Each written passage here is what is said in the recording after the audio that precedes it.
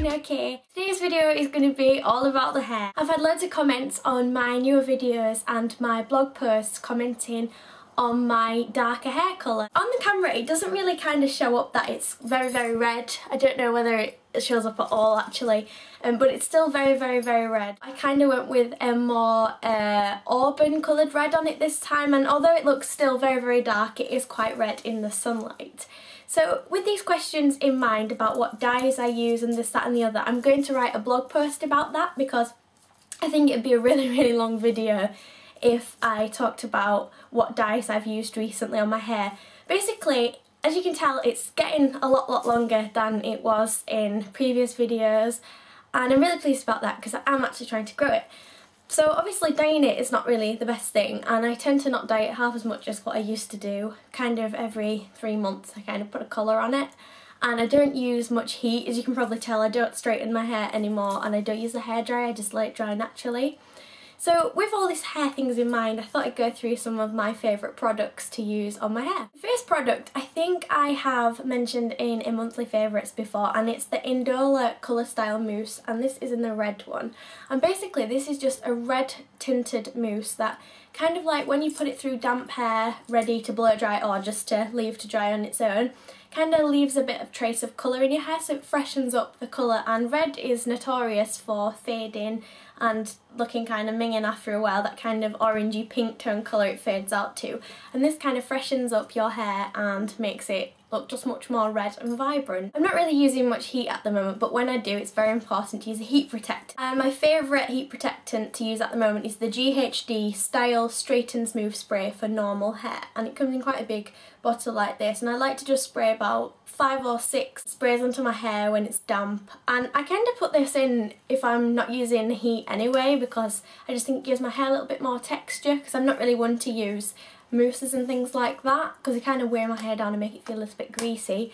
So this is a really nice product for heat defence, and it really tackles frizz, which is my pet hate and something that I suffer quite badly from, the frizz bomb. So this is really good for sorting that out. Another favourite is an oil, and this is the Indola Innova Glamour Precious Oil. I wasn't really into the oil hype when everyone was going about the Moroccan oils and the argan oils. I didn't really know what this was, and this came in a glossy box I think, or one of the monthly subscription boxes. And I was really impressed by this. When my hair is just naturally drying, or it is dry like on a day like today, I just pump a little bit into my hand and rub it through the ends of my hair. This tends to fight the frizz at the bottom, and if your hair is as badly damaged as mine is and dry and coarse, then this is kind of a saviour for that. And it smells so nice as well, and it's just nice to just run some through to get all the hair follicles facing the right way. I mentioned this product in my last monthly favourites and on my blog, and I'll leave the full review below, but I absolutely love this Milkshake Conditioning Whipped Cream. I won't talk about it too much because I've already spoken about it before, but I just love this as a conditioning mousse that I leave in damp hair when it's drying naturally, and it just makes my hair so smooth and smells so good.